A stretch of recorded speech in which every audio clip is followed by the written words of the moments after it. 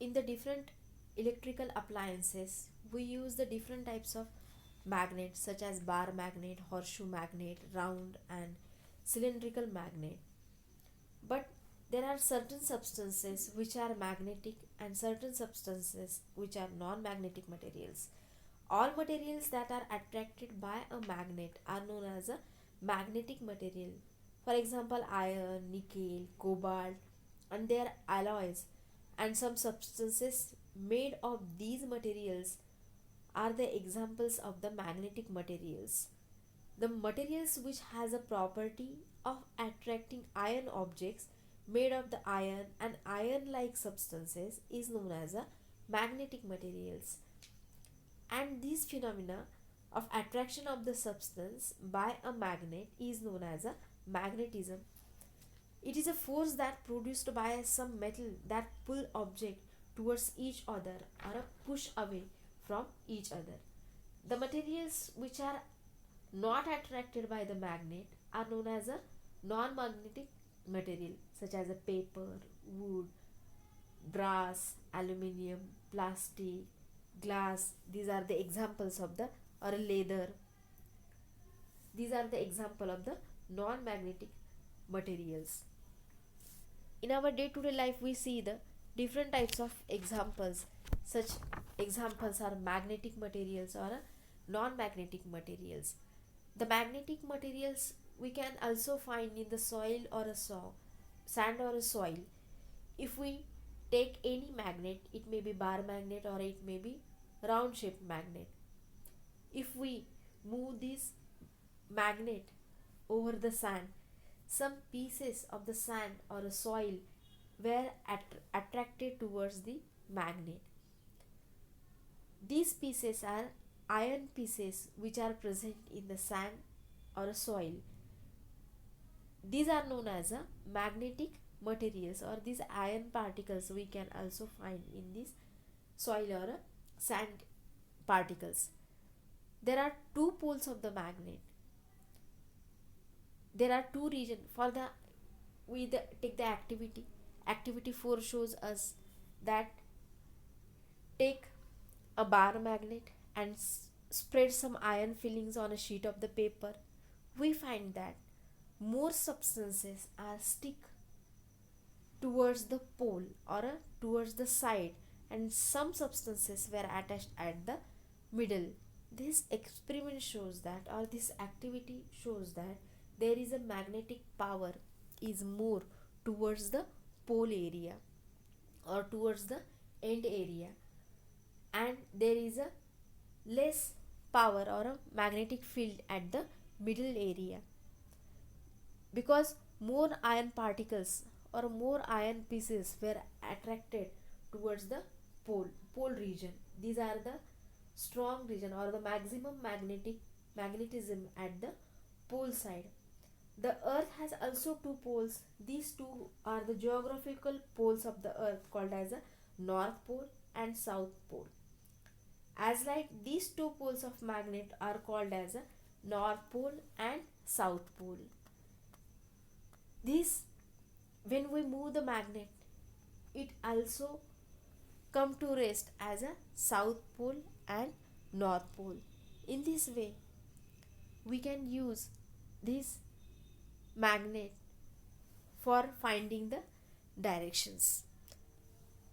आता मागच्या भागामध्ये आपण बघितलं होतं की जो काही मॅग्नेटचा जो शोध लागला नैसर्गिक स्वरूपामध्ये, मॅग्नेशिया ठिकाणी सापडले, किंवा जी काही स्टोरी आहे मॅग्नीज नावाच्या एका मुलाच्या नावावरून त्याने पहिल्यांदा मॅग्नेटचा शोध लावला, आणि अशाच स्वरूपाचं जे नैसर्गिक मॅग्नेट आहे त्याला लोडस्टोन असे नाव दिले, आणि त्याच्यावरूनच विविध उपकरणांच्या मध्ये मॅग्नेटचा वापर केला जातो.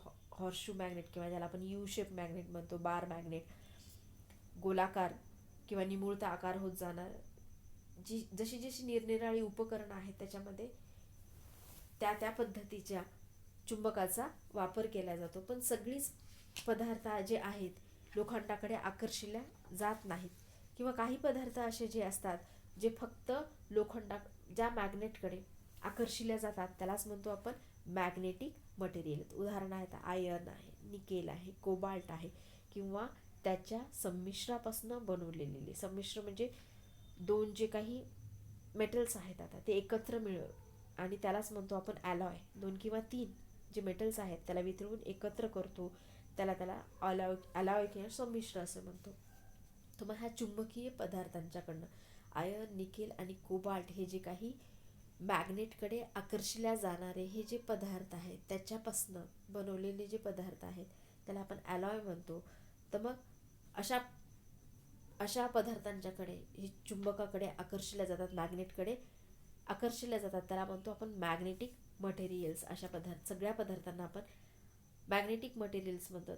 उदाहरणार्थ आहे लोखंड आहे, किंवा ज्या पिन्स आहेत, सेफ्टी पिन्स आहेत, किंवा स्टेपलरमध्ये असणाऱ्या ज्या पिन्स आहेत त्या मॅग्नेटला चिटकून बसतात. आपण जर लावून बघितल्या तर चुंबकाकडे आकर्षल्या जाण्याच्या या चुंबकाच्या गुणधर्माला चुंबकत्व असे म्हणतात. म्हणजेच ह्या फिनॉमिनन म्हणजे देखावा, ही जी काही एखाद्या मॅग्नेटकडे ज्या वस्तू आकर्षित होतात त्याला काय म्हणतो आपण मॅग्नेटिझम. मॅग्नेटिझम म्हणजे चुंबकत्व.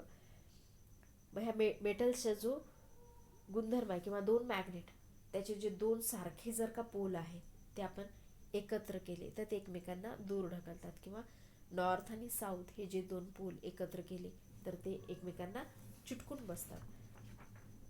पण काही पदार्थ असे असतात जे मॅग्नेटकडे आकर्षिल्या जात नाहीत, त्यालाच आपण म्हणतो नॉन मॅग्नेटिक सबस्टन्सेस किंवा नॉन मॅग्नेटिक अचुंबकीय पदार्थ. उदाहरणार्थ पेपर आहे, लाकूड आहे, कॉन्क्रीट आहे, किंवा जे ॲल्युमिनियम आहे, पितळ आहे, प्लास्टिकपासून बनवलेल्या वस्तू आहेत, किंवा ग्लासपासून बनवलेल्या वस्तू आहेत. त्या चुंबकाला समजा जर का लावल्या, किंवा चुंबक त्याच्यावरून मॅग्नेट त्याच्यावरून जर फिरवला त्या मॅग्नेटकडे आकर्षिल्या जात नाही. त्याला चुंबकीय वस्तू किंवा अचुंबकीय वस्तू, ज्याला मॅग्नेटिक सबस्टन्सेस आणि नॉन मॅग्नेटिक सबस्टन्सेस असे म्हणतात. जे काही मॅग्नेट बनवले जातं, प्रत्येक जो मॅग्नेट असते त्याला दोन बाजू असतात, दोन पोल म्हणतो आपण, त्याचे दोन साईड, त्यालाच आपण म्हणतो दोन पोल. असं एक पोल असणार असं एकही मॅग्नेट नसतं. जे काही मॅग्नेटचा छोट्यातला छोटा तुकडा जरी असेल तरी त्याला साऊथ पोल आणि नॉर्थ पोल असे दोन पोल असतात. आता एक छोटीशी ॲक्टिव्हिटी समजा जर का आपण केली, चुंबकाकडे किंवा मॅग्नेटकडे जे काही चुंबकीय पदार्थ आकर्षून घेण्याची क्षमता असते, मातीमध्ये एक मॅग्नेट घेऊन आपण तो मातीवरती फिरवला, किंवा मातीमध्ये गोलाकार फिरवला, किंवा वाळूमध्ये फिरवला, तर काही पदार्थ जे त्या मॅग्नेटकडे आकर्षिले जातात. म्हणजेच त्या वाळूमध्ये किंवा मातीमध्ये आयर्न किंवा लोह असणारे, जे गुणधर्म असणारे जे पदार्थ, लोहकण त्याच्याकडे आकर्षिले जातात. याच्यावरून ह्या मॅग्नेटवरून सिद्ध होतं की मातीमध्ये आणि वाळूमध्ये सुद्धा असे चुंबकीय गुणधर्म असणारे जे पदार्थ आहेत, किंवा आयर्नचे अंश असणारे जे घटक आहेत, हे त्याच्यावरनं सिद्ध होते. कोणत्याही मॅग्नेटला दोन पोल असतात किंवा दोन बाजू असतात, त्याच्यामध्ये साऊथ पोल आणि नॉर्थ पोल. आणि ह्याची जी चुंबकीय क्षमता जी असते पोलारकडे, जे दोन टोकांकडे सगळ्यात जास्त होतं. तर हे ॲक्टिव्हिटी 4मध्ये असणाऱ्या प्रयोगांच्यावरनं की आपण सिद्ध करू शकतो. कोणतेही लोखंडाचे तुकडे घ्या किंवा पिन घ्या, एका पेपरवरती टाका आणि मग त्याच्यावरती चुंबक गोलाकार फिरवा किंवा मॅग्नेट फिरवा त्याच्यावरती, तर लक्षात येईल की जे काही टोकं आहेत त्याच्याकडे जास्त पिन आहेत, किंवा जे आयर्नचे पार्टिकल्स आहेत जास्तीत जास्त त्याच्याकडे चिटकलेले असतील, आणि मध्यभागी ते चिटकण्याचं प्रमाण हे कमी असते. यावरून हे सिद्ध होतं की चुंबकीय गुणधर्म हे जास्तीत जास्त त्याच्या टोकाकडे असते, आणि मध्यभागी त्या चुंबकीय गुणधर्माची तीव्रता जी काही कमी असते.